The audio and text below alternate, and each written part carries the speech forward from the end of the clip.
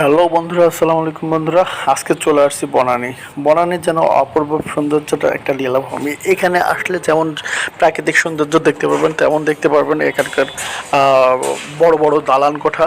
অর্থাৎ এক কথায় বলা চলে বনানী যেন ঢাকা শহর একটা প্রাকৃতিক সৌন্দর্যের অপরূপ লীলাভূমি নিয়ে দাঁড়িয়ে আছে। এখানে আসলে পরে আপনার মন জুড়ে যাবে, কারণ এখানকার পরিবেশ, কারণ বড়লোক এলাকাতে সব কিছুই সুন্দর লাগে। কারণ হলো যে এখানকার গাছপালা, পরিবেশ এবং অফিসের সামনে সুন্দর করে ডেকোরেশন করে রাখা ফুলের গাছগুলো দেখতে অনেক ভালো লাগে। তো বন্ধুরা, আজকে বনানী আমরা ঘুরে ঘুরে দেখবো, আমার সঙ্গে থাকুন। তো এখন আমি চলে আসছি বনানীর খেলা মাঠে। এটা হলো ঠিক বনানী ক্লাবের অপোজিটে একটা খেলার মাঠ, মানে খুবই সুন্দর একটা মাঠ। তো আপনারা যারা বনানীর আশেপাশে থাকেন, তারা যদি বিনোদনের বা খেলা করার জন্য কোনো জায়গা না পান, তাহলে বনানী মাঠে চলে আসতে পারেন। এটা অনেক সুন্দর একটা পরিবেশ বনানী মাঠের। দেখেন, এখানে ক্রিকেট খেলা প্র্যাকটিস করা হচ্ছে, ফুটবল খেলার প্র্যাকটিস করা হচ্ছে, আর বনানী মাঠে টুর্নামেন্ট চলতেছে। তো বন্ধুরা, আমি একটু হেঁটে হেঁটে নিজের পোজ দিয়ে বনানী মাঠের সৌন্দর্য একটু উপভোগ করতেছি খুব ভালোভাবে।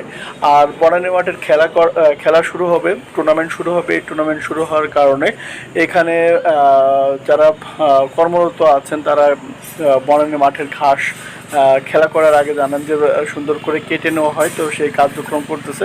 তো দেখতে অনেক ভালো লাগছে ঘাস কাটার মেশিন দেখে। মানে আসলেই পরিপাটি একটা জায়গা। এই জায়গায় এসে আসলে ঘুরতেও ভালো লাগে বন্ধুরা। আমার তো অনেক ভালো লাগে এরকম পরিবেশে এসে। আপনাদের কেমন লাগে অবশ্যই কমেন্টস করে জানাবেন। আর বন্ধুরা, আরেকটা বিষয় দেখেন, আমি এখন যে জিনিসটা দিকে যাচ্ছি, এই দিকে দেখেন কি সুন্দর করে লোহা দিয়ে এত সুন্দর করে একটা ডিজাইন তৈরি করে রাখছে। এটা অবশ্যই অবাক করার মতো। এই সৌন্দর্যের কারণে বনানী মাঠ আরও অনেক বেশি সুন্দর হয়ে গেছে, তার সৌন্দর্য ফুটিয়ে তুলছে। তো আমি এই জন্য অবশ্যই কর্তৃপক্ষ যারা আছে, বনানী মাঠের দায়িত্বে যারা আছে, তাদের সবাইকে ধন্যবাদ জানাই এত সুন্দর একটা মাঠ, খেলার মাঠ তৈরি করার জন্য। অ্যাকচুয়ালি সত্য কথা বলতে, যে দিন দিন খেলার মাঠগুলো বিলুপ্ত হয়ে যাচ্ছে। আমরা যখন ছোট ছিলাম, বিশাল বড় বড় মাঠে আমরা খেলা করতাম। এখন ছোট ছোট মাঠ হয়ে যাচ্ছে, আর এখনকার ছেলেমেয়েরা এই জন্য খেলা করার তেমন কোনো সুযোগ পায় না। তো বন্ধুরা, যারা এই মাঠের দায়িত্বে আছে, তাদেরকে অসংখ্য ধন্যবাদ। আর দেখেন, প্র্যাকটিস চলতেছে। তো একটা মজার বিষয় দেখেন, বনানী মাঠের মাঝখানে ময়লা না থাকার কারণ হলো এখানে ময়লার টব আছে, ময়লা ফেলা যায়। আর এই সাইডে ক্রিকেট খেলার নেট প্র্যাকটিস চলতেছে, যেটা আমি একটু বসে বসে দেখলাম যে কেমন খেলা করে এরা। তো এদের প্র্যাকটিস দেখে আমার খুব ভালোই লাগছে, কারণ হলো প্র্যাকটিসে যে সুন্দর শট এরা দিচ্ছে। তো আমি মনে করি যে যখন মাঠে খেলবে আরও ভালো খেলবে, কারণ এরাই হলো আগামীর ভবিষ্যৎ। হয়তো ভবিষ্যতে কেউ না কেউ এখান থেকে জাতীয় দলের চান্স পেয়ে যেতে পারে। তো মাঠে ঘুরতে ঘুরতে চোখ পড়ে গেল কাঁঠালের দিকে।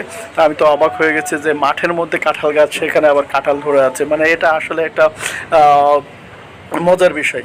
কারণ ঢাকা শহরের মধ্যে মাঠ আছে, সেই মাঠের পাশে এত সুন্দর কাঁঠাল, এটা দেখতে অবশ্যই ভালো লাগে। এখন আমরা চলে আসলাম বনানীর মেন রোডে। অর্থাৎ এই রোডটা দেখতে পাচ্ছেন, এটা হলো এক্সপ্রেসওয়ে, ঢাকা এক্সপ্রেসে। তো এলিভেটর এক্সপ্রেসওয়ে। তো দেখেন, মানে এত সুন্দর, আর এত সুন্দর বনানীর দিয়ে ওভারব্রিজ সুন্দর করে সাজানো গোছানো। তো দেখতে অবশ্যই ভালো লাগে। আর একটা জিনিস খুব খারাপ লাগে, মানে এত কিছু হওয়ার পরেও যে জ্যাম, এই জ্যামটা আসলে কষ্টদায়ক একটা বিষয়। তো বন্ধুরা, আমি ঘুরে ঘুরে দেখতেছি বনানীর বিভিন্ন প্রান্তর, আমি দেখছি এবং আপনাদেরকে দেখাচ্ছি। অবশ্যই বন্ধুরা, যদি আপনাদের আমার ভিডিও ভালো লেগে থাকে, তাহলে অবশ্যই আমার চ্যানেলটি ফলো দিয়ে রাখবেন, কারণ আপনাদের সহযোগিতায় আমি আরও বেশি আগায় যেতে পারবো। তো এই শুভকামনা করছি বন্ধুরা। অবশ্যই আপনারা আমার ভিডিওতে লাইক দেবেন, কমেন্টস করবেন, আর আমার চ্যানেলটা অবশ্যই ফলো দিয়ে রাখবেন। একটা বিষয় হলো, আপনারা যদি আমাকে একটু সহযোগিতা করেন, তাহলে আমি আরও বেশি অনুপ্রাণিত হব। অনুপ্রাণিত হয়ে আরও বেশি বেশি ভিডিও বানাইতে পারবো। এবং আপনারা মানে আমাকে উৎসাহিত করলে আমি আরও বেশি আপনাদের দোয়া আগায় যেতে পারবো। এই শুভ কামনা করছি বন্ধুরা। দেখেন, আমাদের বনানী রোডে কি সুন্দর একটা মেশিন দিয়ে এইভাবে রোড কালার করা হচ্ছে। এটা আসলে একটা মজাদায়ক বিষয়। Banani is best of